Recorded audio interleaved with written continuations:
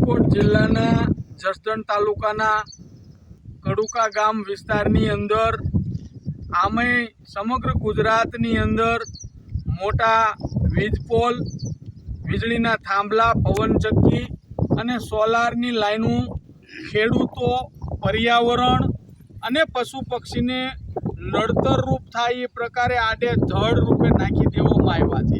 જેમ વિદેશી કંપનીઓને ફાયદા થાય એ પ્રકારે કોન્ટ્રાક્ટરો કામ કર્યું।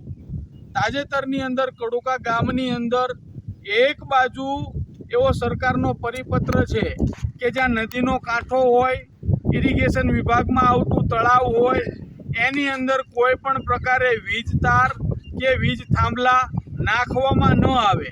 પણ હાલ કડુકા ગામની અંદર જે તળાવ આવેલું છે એની અંદર સોલાર પ્લેટવાળા, પછી પવનચક્કીવાળા અને મોટી લાઈનોના 4 થાંભલા બરોબર ઇરિગેશનનું જે તળાવ કાયદેસરનું છે એની અંદર નાખવામાં આવ્યા છે।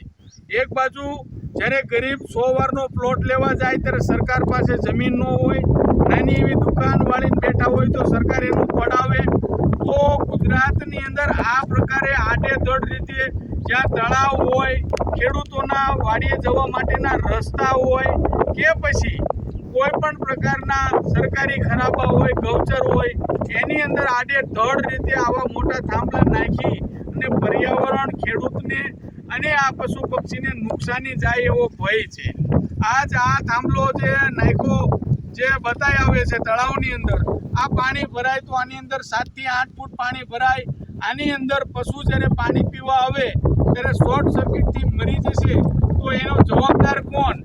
તો આ વિસ્તારના કડુકા ગામના ખેડૂતોને આગેવાનીની એક જ માંગ છે કે આ ઇરિગેશન આ તળાવની અંદર આવેલી 4 લાઈનના થાંભલા યુદ્ધના ધોરણે અન્ય સ્થળે ખસેડી નાખવામાં આવે અને આ થાંભલા કાઢવામાં આવે એવી માંગ છે।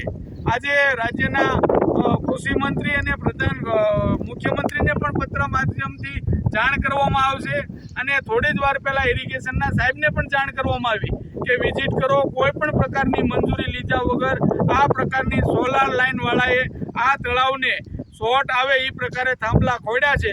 ખેડૂતોનો ખૂબ વિરોધ છે। આ તમામ થાંભલા અન્ય સ્થળે ખસેડવામાં આવે એવી ખેડૂતની માંગ છે।